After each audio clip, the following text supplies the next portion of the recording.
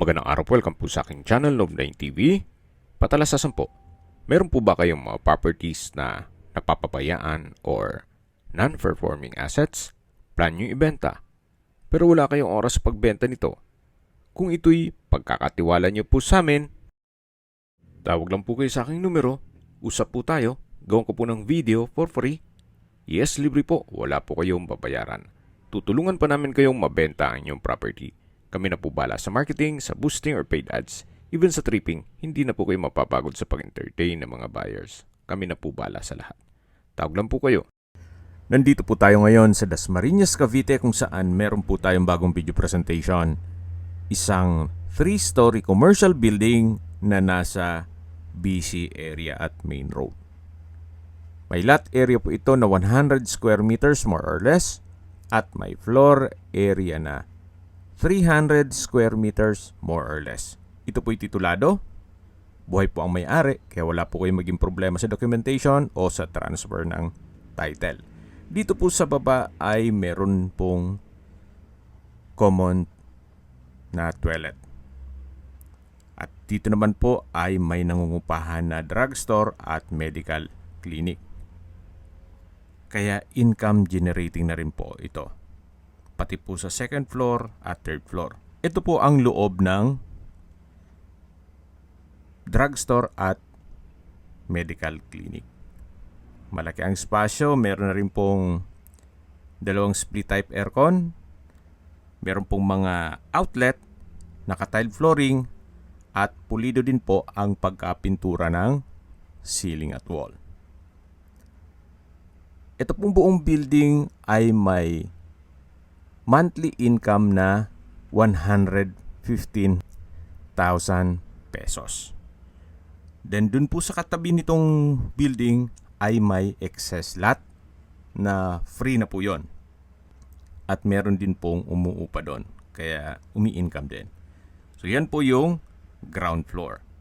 Ito naman po yung banyo. May hand wash basin, vanity mirror, water closet, at ito yung naka-tiled bathroom wall.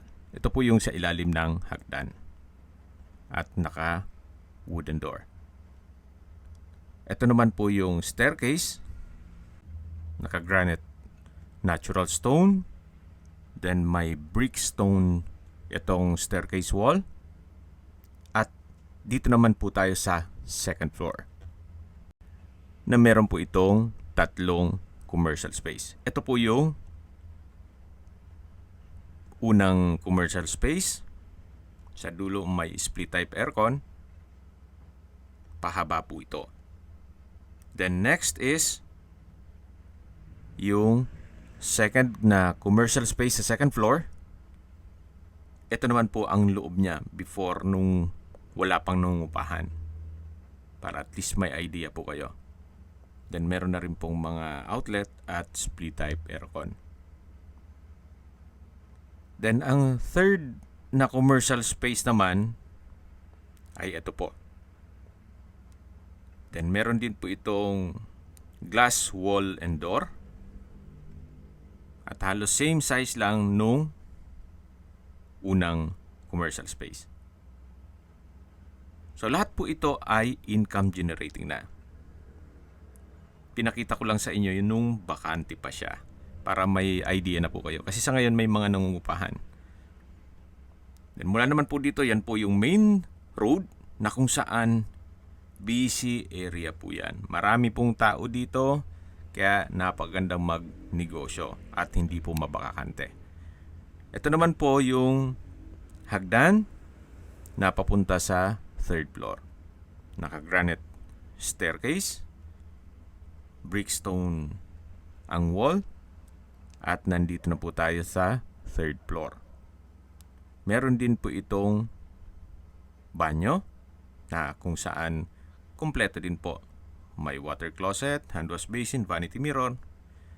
At dito naman po yung access door na papunta naman dito sa third floor. Kung saan ito po yung ginawang office ngayon. Ito po yung picture nung wala pang nangungupahan.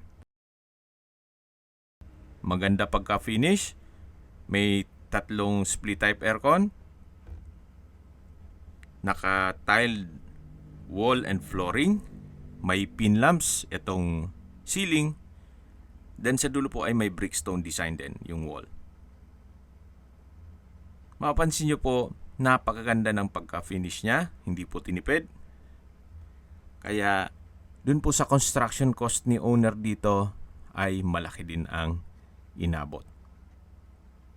At habang pinagmamasdan niyo po ito, pag-usapan natin ang distance, location at travel time. Mula po sa Dasma Arena, ang distance is 1.3 kilometers at ang travel time is 4 minutes. Mula naman po sa De La Salle at Emilio Aguinaldo College, ang distance is 3.4 kilometers at ang travel time is 11 minutes.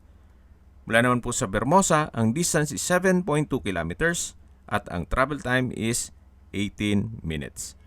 Mula naman po sa Villar City, ang distance is 11 kilometers at ang travel time is 23 minutes.